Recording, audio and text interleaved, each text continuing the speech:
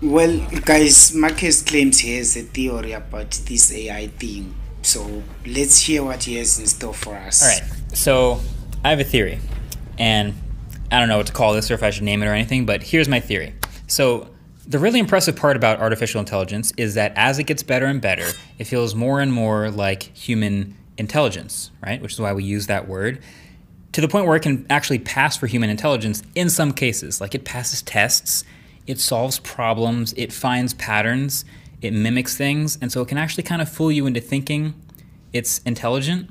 And so now we have this generative AI that can be trained on massive data sets and spit out unique outputs that are increasingly impressive.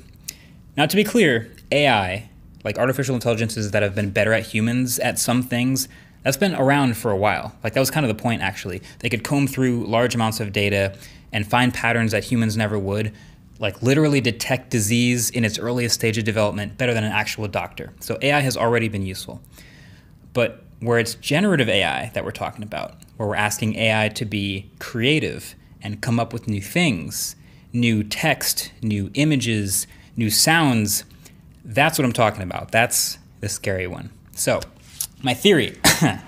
My theory is there are two levels of success of efficiently advanced AI. The first level is when AI-generated content fools you because you weren't paying attention to AI or like looking for AI. So maybe you, like me, saw the Pope photo on your timeline a couple days ago and like just kept scrolling. You just thought, oh, that's a weird picture of the Pope, kind of a cool jacket, I guess. But only when you get told that it's AI and not a real picture does it trigger your skeptical eye, and suddenly you're like, oh, that's obviously not a real picture. There's so many things wrong. The hands look weird. The details are garbled. Of course it's a fake picture. But the second level of AI-generated content fooling you is when you know you're supposed to be looking at AI and it still fools you. That's when it gets scary. So we've had a couple examples of the like level 1 instances, like the Pope photo, like I mentioned. There have been others floating around, like there was one of like Trump getting arrested even though he didn't. But what's level 2? I got an email a couple weeks ago from an artist you may be familiar with, Mr. J. Medeiros, one half of Alta and Vainsil. And they had a new track that they were working on, which was a collab where he raps alongside Jay-Z. Except the Jay-Z voice is not real, it's AI generated. And they were going back and forth on like how to release this, whether or not they should release it at all. Like, I want you to listen to this. Like, not the whole thing, I'll play a little bit of it for you. You should still go to the source and absolutely watch the original video, I'll link it below, but I just needed to hear this and feel what I felt when I first heard this song.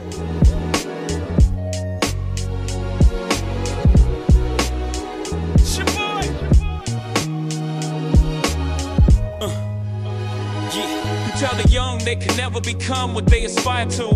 Born in a cell with no one who can inspire you. Your highs are as never as high as those that lie to you. Pretending that they live in the sky, lying behind your roof. Shooting holes up at your ceiling. So for those of you who know what Jay-Z sounds like, that was absurd. Like that sounded a lot like Jay-Z to the point where even knowing that I'm listening to AI generated content, I can still hear it and sort of enjoy it like I'm actually listening to Jay-Z. It's a lot. Now, to be clear, Mr. J. Medeiros told me they wrote those lyrics before the AI tools became available, and the tools they used weren't even plug and play perfect. Like there were still lots of layers to it, tweaking things, experimenting with different methods. Apparently words like feeling and ceiling and appealing were like hard to get it to rhyme because they'd pronounce it slightly differently, so they ran it through a bunch of times. But the fact that it's still so good in the final result, that's what opens up the can of worms. It's kind of borderline scary knowing how good it actually is. Just knowing that I'm listening to AI and still enjoying it like it's bars by Jay-Z. And the cherry on top is that this is the worst this technology will ever be. So there's examples of level 1 everywhere, like low stakes content where it passes because the audience isn't really looking for AI and it doesn't really matter. Like, it's true of a lot of the chatbot stuff too, like ChatGPT and Bard and all the others, like Bing. They might write an email. You might read an email that seems pretty sincere, but turns out most of it was written by one of those chatbots, and it's kind of fine because it's just an email. But just keep in mind that the goal of all of these technologies is to advance to get to level 2. Like the goal of the chatbot, eventually when it gets better, is to be able to pass as a human in conversation. What does that mean? And the goal of the image generator is to be able to produce usable paintings or drawings or whatever like a human. What does that mean? The goal of self-driving cars is to drive alongside other humans on the road. And that's wild, but that's what they're all working towards. So is there a solution to this? Well, his real question is there a solution to this? But do we really need one?